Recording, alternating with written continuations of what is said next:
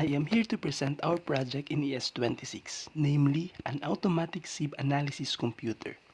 About the program, the automatic sieve analysis computer is a program that is used to compute various soil parameters, namely effective size, uniformity coefficient, coefficient of gradation, sorting coefficient, and moisture content by mass.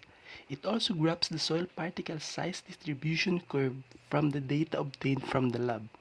The information obtained from grain size analysis would contribute to the prediction of water movement in soils, giving engineers a way to analyze the susceptibility of soils for agricultural and/or construction use. Our group consists of Zelmat Guerrero, Erasmus Ivan Lahara, and Gabriel Mendoza. For the purpose and objective: 1. To calculate the effective size, uniformity coefficient, coefficient of gradation, and sorting coefficient of a soil sample subjected to sieve analysis. 2. To generate a particle size distribution graph based on the obtained results. And 3. To determine the moisture content of the collected soil sample. In the formula shown, D60, D30, and D10 are the particle diameters corresponding to 60, 30, and 10% fine on the cumulative particle size distribution curve respectively. For the uniformity coefficient, the formula is Cu is equal to D60 over D10, or the ratio of the sieve size through which 60% by weight of the material passes to the sieve size that allows the 10% of the materials to pass. For the coefficient of gradation, the formula is D30 squared all over D60 times D10, or the weight of the sieve size through which 30% of the material passes squared divided by the product of the weights of the sieve size through which 60 and 10% of the material passes by. For the sorting coefficient, the formula is the square root of D75 over D25.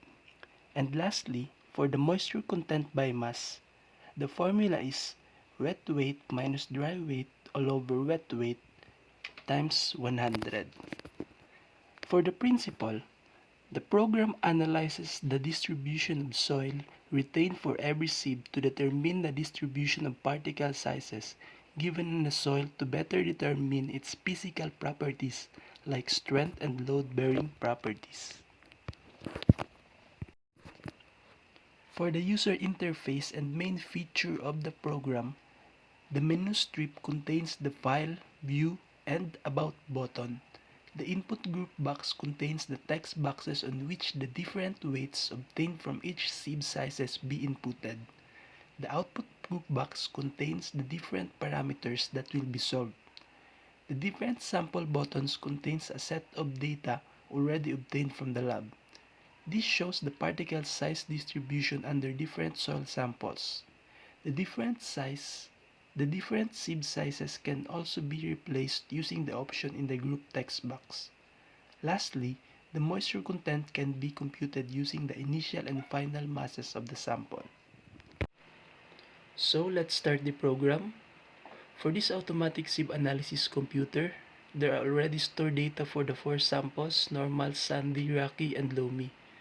So these data are obtained from laboratory testing. So for normal, here are the data for sandy, loamy, and rocky. The purpose of showing this is to show the particle size distribution curve of different soil samples. For example, for sandy, here is the particle distribution size. Now let's proceed to actual computation. So reset. So we will enter the mass in the given text boxes. So we will assign any mass. For example, for sieve number 4 is that.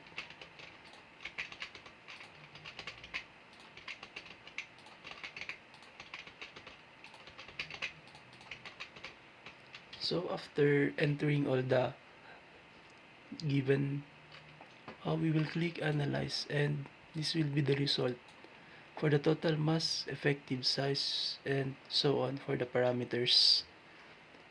So We can also change the sieve sizes. For changing the sieve sizes, we will choose this. So, for example, we will change the 6 to number 10. So, let's note that sometimes there will not be any changes because the previous sieve is larger than or smaller than the one that being changed. So let's analyze it. There, the value of some of the parameters change. So for the moisture content, we will proceed to the soil sample for the wet soil sample. So notice that the final mass is equal to the total mass since it is already measured. So for the initial mass, this is the initial mass when the soil is initially gathered or not oven dried or any drying method. So let's just assume there will be 2,500. So the moisture content will be 12.36%. So basically, this is the feature of our automatic sieve analysis computer. That's all. Thank you.